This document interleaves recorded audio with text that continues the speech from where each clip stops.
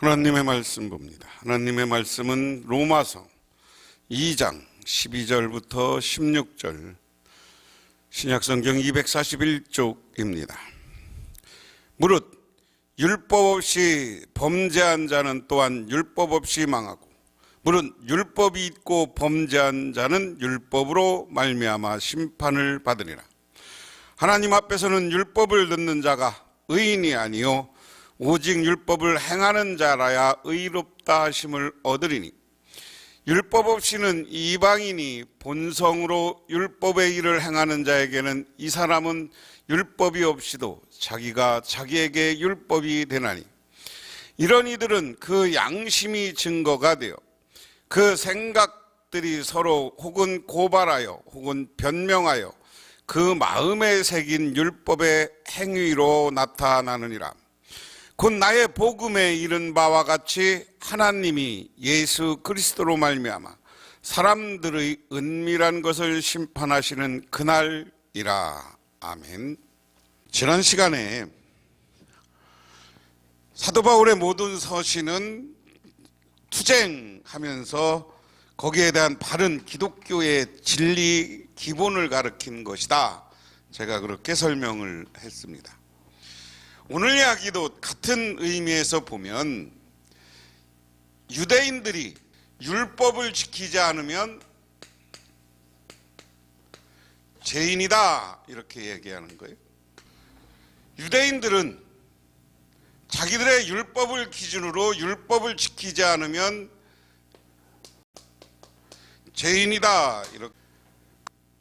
예수님은 뭐냐면 이방인은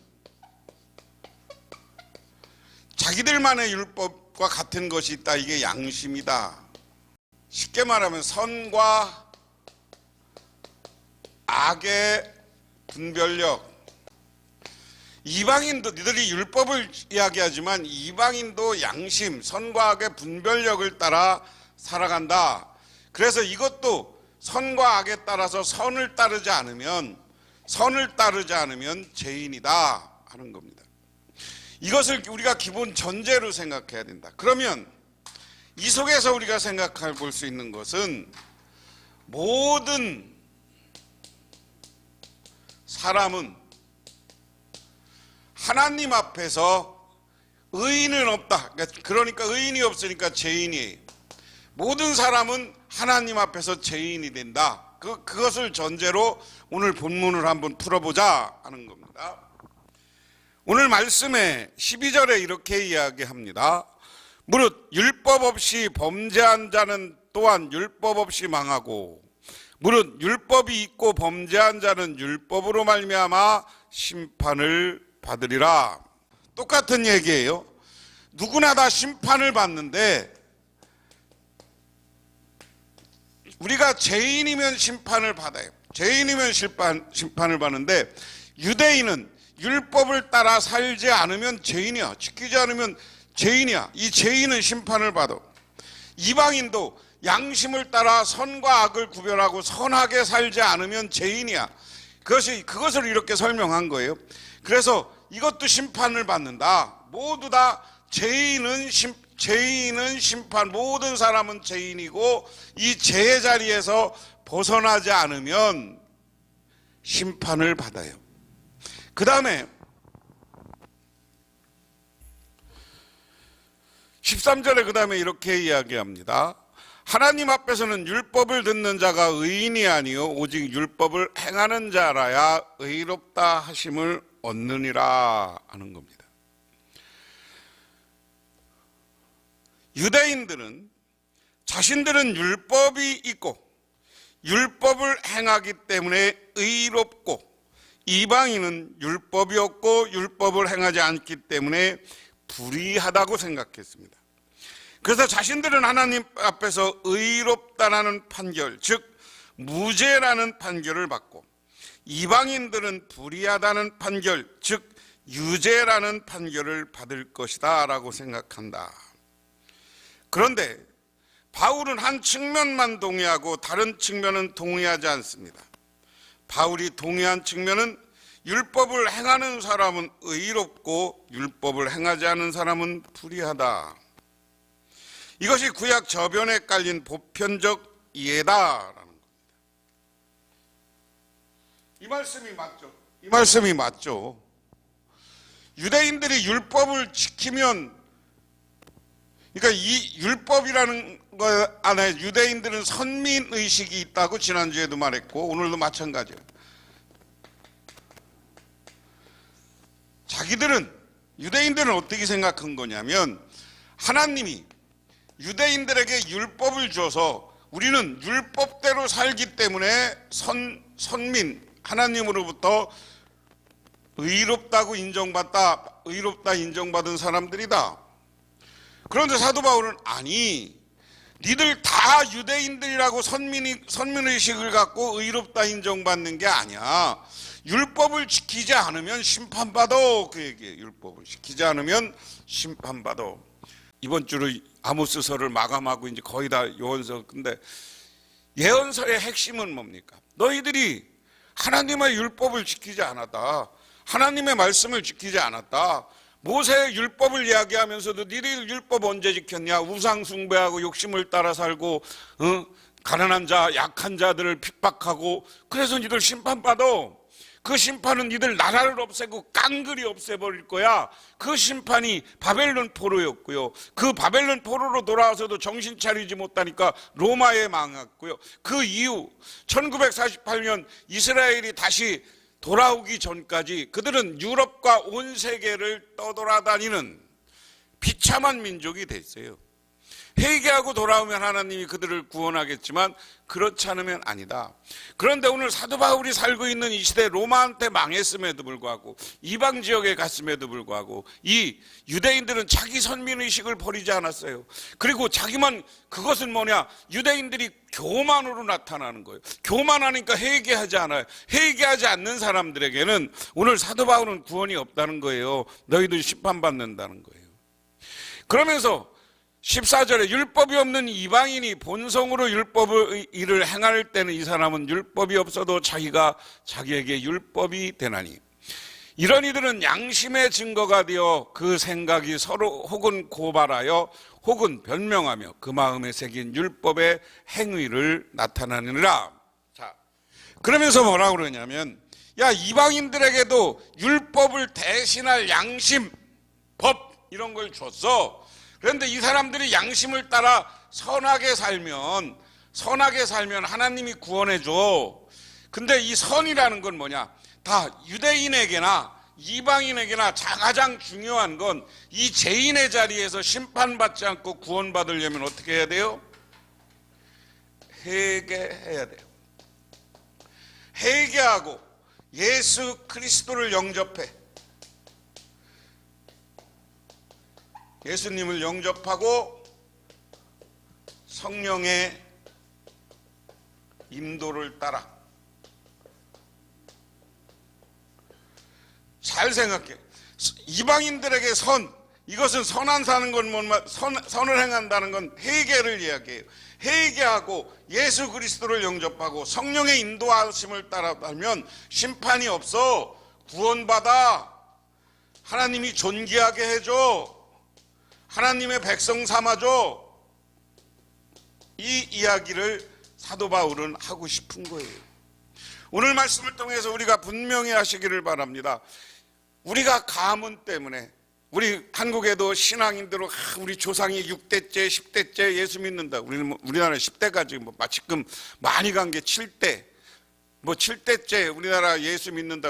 이 7대째 예수 믿는 게 우리를 구원하는 게 아니라니까요. 내 믿음이 중요한 거예요. 우리 모든 인간은 죄인이 하나님 앞에서.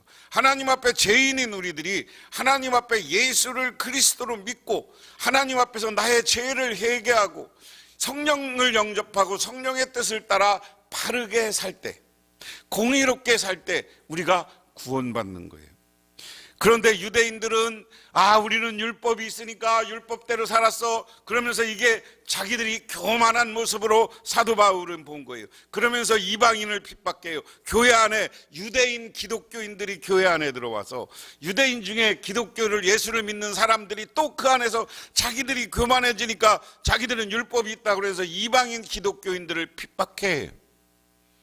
사도 바울은 그런 모습을 보면서 오늘 본문은 저 이방인들도 양심에 따라 예수 그리스도를 믿고 선하게 되면 그들이 구원받는다. 오늘 유대인 편이 아니라 이방인들의 구원을 강조하므로 누구나 하나님 앞에서는 평등하다는 거예요. 그래서 오늘 제목을 제가 하나님 앞에서는 의인이 없다, 다시 말해서 교만하지 말라는 거예요. 내가 예수를 몇 대 믿었어도 상관없어. 예수를 지금 방금 저 죄인이었다가 지금 예수를 영접하고 회개하고 들어오면 그 사람이 구원해. 살인죄를 저질렀어도 그곳에서 예수를 영접하고 돌아오면 하나님은 그 사람을 구원하는 거예요. 우리가 이 신앙의 원리를 분명히 하시기를 주님의 이름으로 축원합니다. 그러면서 16절에 곧 나의 복음에 이른 바와 같이 하나님이 예수 그리스도로 말미암아 사람들은 은밀한 것을 심판하시는 그날이라. 나의 복음에 이른 바와 같이, 나의 복음이라는 것은 예수님이 이 땅에 오늘 사도 바울을 통하여서 예수를 전하는 복음의 원리, 믿음으로 의롭게 된다는 이 원리, 그것을 따라 예수 그리스도가 믿을 때 마지막 다시 오신 심판 때에 은밀하게 심판한다. 그러니까 예수 그리스도의 앞에서 우리는 다 심판받는 백성임을 믿고 하나님 앞에 바르게 서시기를 주님의 이름으로 축원합니다. 그래, 오늘 말씀을 다시 보면 죄는 심판을 가져온다는 거예요. 율법을 행하는 자가 의롭게 된다. 다시 말해서 아까 반복적으로 이야기하는 것처럼 결론적으로 얘기하면 결론적으로 해. 니들 율법을 믿고 하나님이 선하게 해줬다고 자랑하지 마라. 율법을 지키지 않으면 죄인이고 구원받지 못해. 하지만 그 다음에 이방인들도 양심의 법을 따라 선하게 살지 않으면 죄인이야. 하지만 너희들이 하나님의 법 복음을 따라 회개하고 예수를 믿으면 구원받고 존귀하게 된다. 그래서 마지막 심판의 날 우리는 구원받는다 하는 겁니다. 그러므로 우리는 유대인이나 이방인이나 하나님 앞에서 모두 선하다는, 모두 똑같다는 생각을 가지라는 거예요. 교회 안에 들어와서 이 교회를 몇십 년 믿었거나 새로 왔거나 우리는 교인들 관계는 서로 형제 자매라고 하는 이유가 관계가 똑같은 거예요. 우리 교회에서 목사가 장로가 되고 권사가 된 게 이게 계급이 아니야. 집사, 권사, 장로가 계급이 아니라 더 교회를 섬기고 교인을 섬기라는 그런 의미로 우리가 받아들일 때 그 교회가 하나님 앞에서 선한 교회가 되는 거예요. 오늘 교제에 어떤 분이 그런 간증을 했어요. 목사님인데 이분이 신학교 다닐 때 어떤 분이 자기 등록금을 대준다고 내가 다 대준다고 하더라는 거예요. 그래서 그 집사님이 등록금을 다 대준다고 하니까 얼마나 좋아요. 그런데 그동안 자기가 신학생이니까 여기저기서 신학하라고 도서비도 주고 여기까지 이렇게 도와주던 분에게 한 분이나 다 돈 준다니까 그 후원자가 생겼으니까 그만해 주셔도 고맙습니다. 신앙의 양심으로 그렇게 했대요. 그리고 어느 날 등록금 고지서가 나와서 전화를 했더니 아직 기도 중이라고 하더래요. 며칠 더 기도해 보겠다. 그래서 등록금 고지서가 좀 마감될 때쯤 다시 전화를 하니까 아직 기도 중이라고. 그래서 찾아가서 그 마음은 고맙지만 내키지 않으면 안 해주셔도 고맙습니다.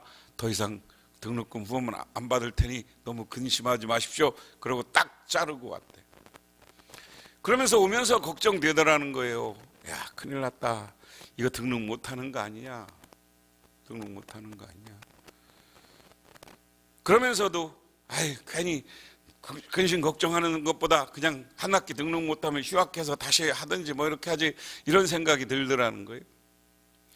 그리고 나서 자기 교회에서 성경 공부를 하고 제자 훈련을 하는 그 자매님 한 분이 어느 날 대학생인데 오더니 목사님, 그때 신학생이죠. 전도사님, 제가 등록을 다 했는데 장학금을 받게 됐네요.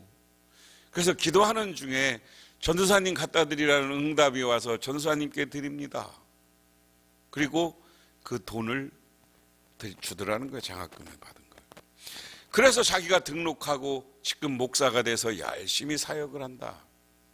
오늘 이야기 속에 그분이 하고 싶은 얘기는 말로만 하지 말라는 거예요. 말로 약속해놓고 안 하면 그게 죄가 되는 거지만, 자기가 뜻밖의 하나님의 말씀에 순종하고 기도하다가 장학금을 받았는데 전도사님한테 갖다 주려니까 전도사님이 갖다 줘서 그걸 등록하게 만든 분이 선한 거라는 거예요.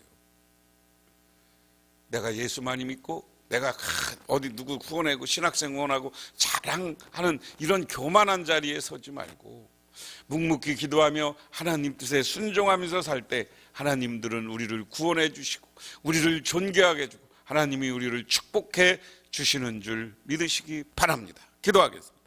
하나님 고맙습니다. 우리는 내가 스스로 의인이라고 교만하지 않았습니까?